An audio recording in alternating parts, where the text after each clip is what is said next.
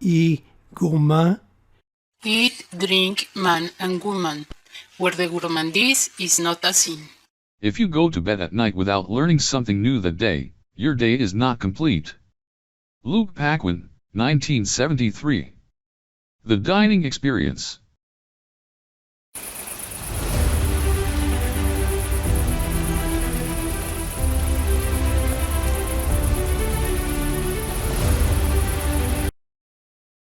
The Dining Experience. I was reading this morning about someone being asked about what was their best restaurant meal in a particular city. Tea got me thinking, as I am not a regular restaurant fiend to start with, as most of the time the food is better at home than in most restaurants, and there is more to the dining experience than the actual food. I have the same problem answering the question what is my favorite food, as it always depends on my mood at the moment I am asked, how hungry I am, the phase of the moon, and velocity of the wind, and other more esoteric factors.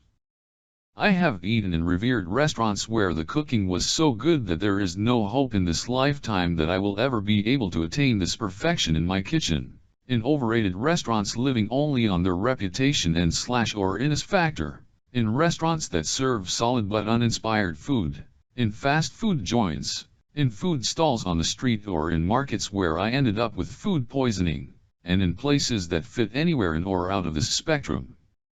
What makes the dining experience is not the food itself, though it is a major part of it, but it is a combination of food, service, atmosphere, and who you are sharing the meal with. By nature I tend to stay away from the new trendy places, as from past experiences they seem to rely on glitziness, gimmicks, and at times shock food to generate their often undeserved reputations. I know that it is difficult to differentiate yourself from the crowds, but spending millions in decor and nada in the kitchen does not make for a nice restaurant. Also, the noise level in a lot of trendy places makes enjoying even the best food in the world very difficult. I also dislike the fact that most of the times you have to reserve a long time ahead to get in. Since most of the time I have no idea what I will be doing in the next hour, let alone in 3 months' time, and if I will even be in the mood to go out for that type of food that night. I normally go the reservation route only when I am traveling out of town and I know I will be in need of a restaurant on such and such dates, thus reserving is a no-brainer at those times. Back to the subject of the dining experience, I have noticed that to have an exceptional experience you need to first have well-prepared and presented good food that is pleasant to eat. If for shock value the chef is into weird combinations of food, just for sake of being different, I tend to stay away from their place. The same is for experimental cooking. I am all for experimentation, but if you cannot find focus in a dish you should not serve it to paying clients until you've finished playing with the ingredients. I have seen chefs bringing you small serving of dishes they are working on to get feedback, and I am all for that.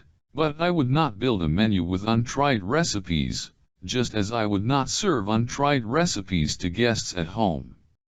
I have ranted already about dishes that are presented for the picture look, but that are difficult to eat and enjoy, so I will not go there today. I also tend to stay away from the cult of the star chef. Some of their restaurants are stunning and serve sublime food, but a lot tend to lack in the personal touches.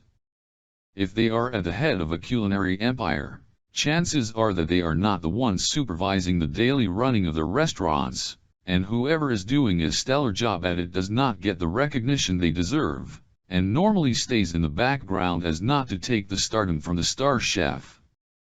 It is nice to think about your favorite TV chef preparing your meal for you in the kitchen, but they are probably at some cocktail party, on the set of their TV show, or on another continent when you visit their restaurants. That does not mean that I have not had exceptional dining experiences in their restaurants. Now that we have a nicely prepared meal on our plates, we now need good service. The staff should be attentive, and not overbearing. They also should know about the food and the chef's philosophy.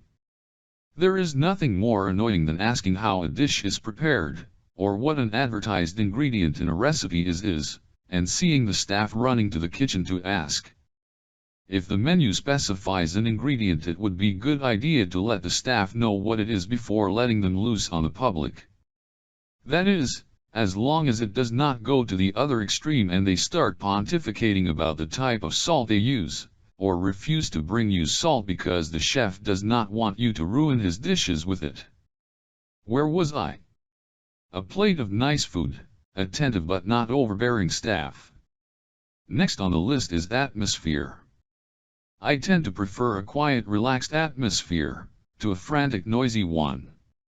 That is in my nature, as I abhor noise and hyperactivity. If you have to shout to your dinner companions to get heard, does not make for a nice dining experience. I'm not really crazy about church-like atmospheres either, as they make you uncomfortable about having any conversation during the meal. I used to be more tolerant of this in the past, as before I met Normita, I used to travel the world on business alone, and dine in the best places by myself.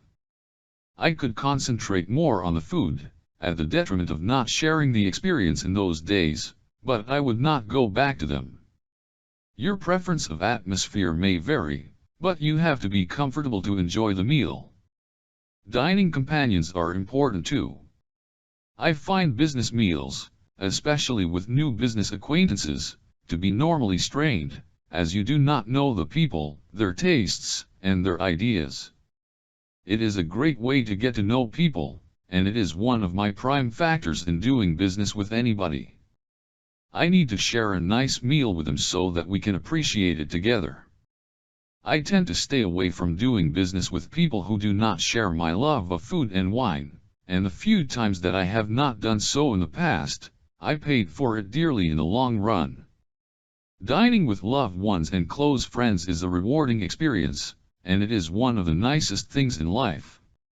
So, when faced with a question like the best restaurant meal you've ever had in, my answer might disappoint the trendy foodies, as the place would most likely not be the latest trendy place or the place to be seen by the proper foodie crowd.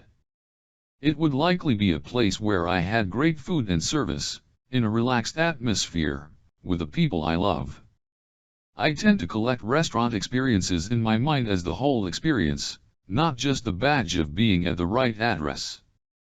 I have been in great restaurants on bad nights. Some of my favorite places have also disappointed me at times, and I might have just made the wrong choice on the menu, so the right address is not always the best. The reverse is true, and I have had exceptional meals in places where you would expect it the least. With all the ingredients that make a great dining experience put in the equation, the answer might be a big surprise even to you. It is just where you did enjoy yourself the most. What else is there?